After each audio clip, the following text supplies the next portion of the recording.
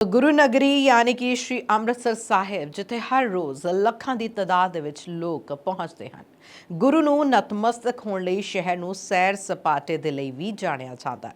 ਉਸ ਗੁਰੂ ਨਗਰੀ ਵਿੱਚ ਸ਼੍ਰੀ ਹਰਿਮੰਦਰ ਸਾਹਿਬ ਦੇ ਗੇਟ ਤੇ ਹੀ ਹੈਰੀਟੇਜ ਸਟਰੀਟ ਤੇ 31 ਘੰਟਿਆਂ ਦੇ ਅੰਦਰ 2 ਧਮਾਕੇ ਹੋਏ ਹਨ। ਹਾਲਾਂਕਿ ਜਾਨ ਮਾਲ ਦਾ ਨੁਕਸਾਨ ਹੋਣ ਤੋਂ ਬਚਾ ਹੋ ਗਿਆ, ਪਰ ਇਹ ਧਮਾਕੇ ਕਿਉਂ ਹੋਏ? ਕੀ ਇਸ ਪਿੱਛੇ ਕੋਈ ਸਾਜ਼ਿਸ਼ ਸੀ? ਵੇਖੋ ਇੱਕ ਖਾਸ ਰਿਪੋਰਟ। लो इंटेंसिटी एक्सप्लोजन सीगे ट्रिगरिंग मैकेनिज्म या डेटोनेटर नहीं मिला हैगा। Absence of triggering mechanism means that it is a crude kind of a device.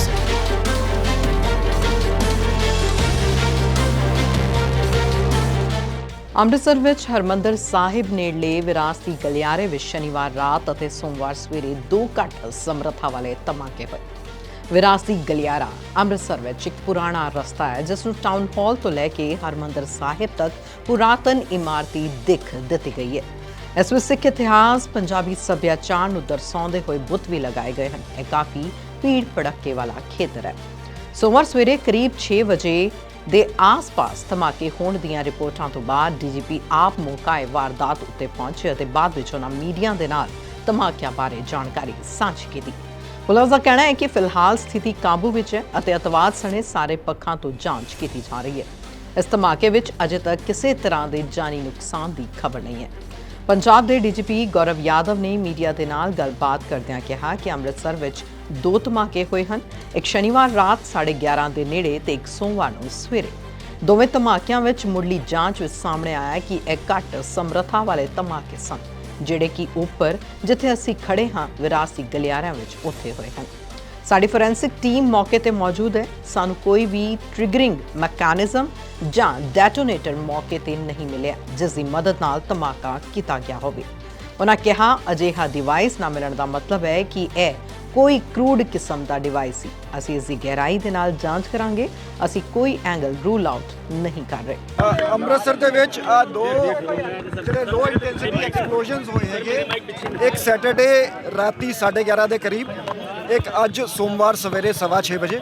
ਤੇ ਇਸ ਦੇ ਵਿੱਚ ਜਿਹੜੀ ਪ੍ਰੀਲਿਮਿਨਰੀ ਇੰਟਰੋਗੇਸ਼ਨ ਜਿਹੜੀ ਇਨਵੈਸਟੀਗੇਸ਼ਨ ਹੋਈ ਹੈ ਉਸ ਦੇ ਵਿੱਚ ਇਹ ਸਾਹਮਣੇ ਆਇਆ ਕਿ ਇਹ ਲੋ ਇੰਟੈਂਸਿਟੀ ਐਕਸਪਲੋਜਨਸ ਸੀਗੇ ਜਿਹੜੇ ਉੱਪਰ ਜਿਹੜੀ ਹੈਰੀਟੇਜ ਸਟੇਜ ਜਿੱਥੇ ਅਸੀਂ ਖੜੇ ਹੈਰੀਟੇਜ ਸਟਰੀਟ ਦੇ ਵਿੱਚ ਇੱਥੇ ਲੋ ਇੰਟੈਂਸਿਟੀ ਐਕਸਪਲੋਜਨਸ ਹੋਏ ਹੈਗੇ।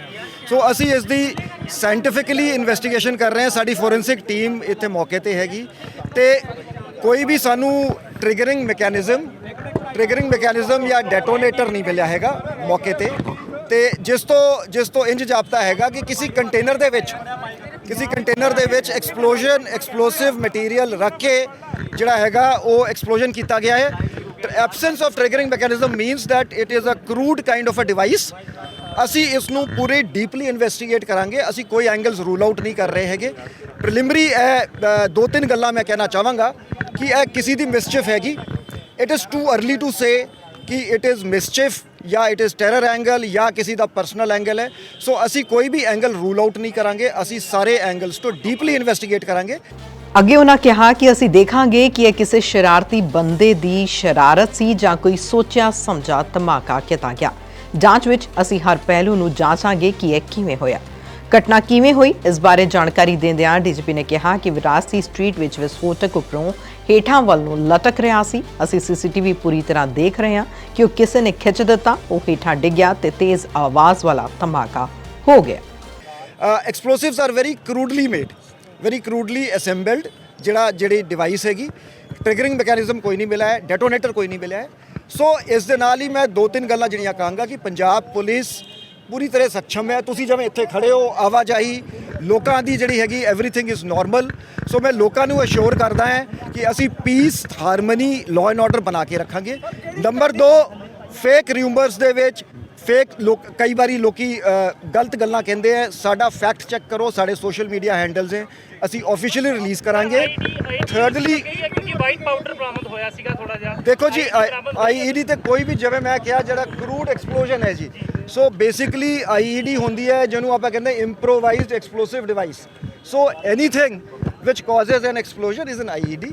So we are looking into it कि यह किसी शरारती बंदे दी मिसचिफ हैगी या यह कोई ऑर्गेनाइज्ड अटैम्प्ट है, किसी का कोई मॉड्यूल हैगा ਇਸ ਦੀ ਟਾਈਮਿੰਗ ਜਿਹੜੀ ਹੈਗੀ ਉਸ ਦੀ ਕੀ ਸਿਗਨੀਫੀਕੈਂਸ ਹੈ।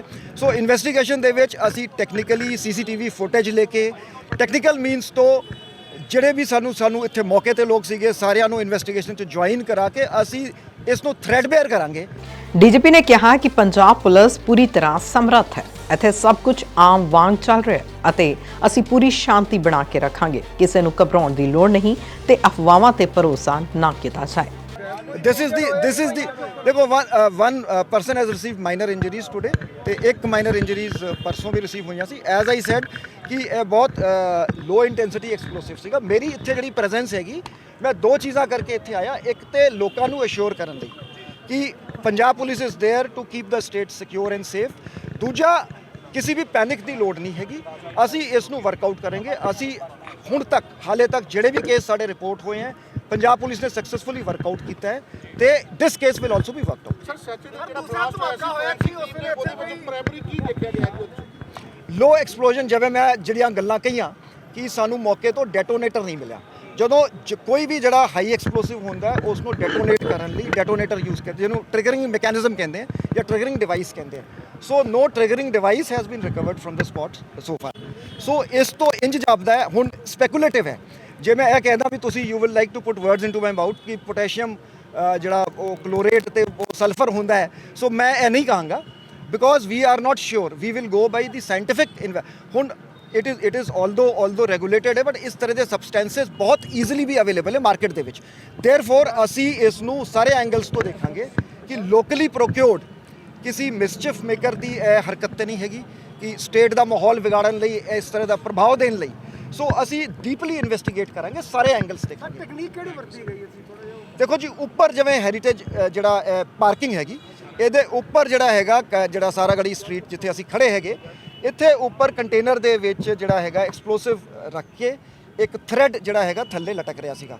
ਸੋ either some passer by has accidentally ਜਿਵੇਂ ਸੀਸੀਟੀਵੀ ਫੁਟੇਜ ਇਸੀ ਕਰਕੇ ਅਸੀਂ ਡੀਪਲੀ ਦੇਖ ਰਹੇ ਹੈਗੇ ਕਿ ਉਹ ਕਿਸੇ ਨੇ ਖਿੱਚਤਾ।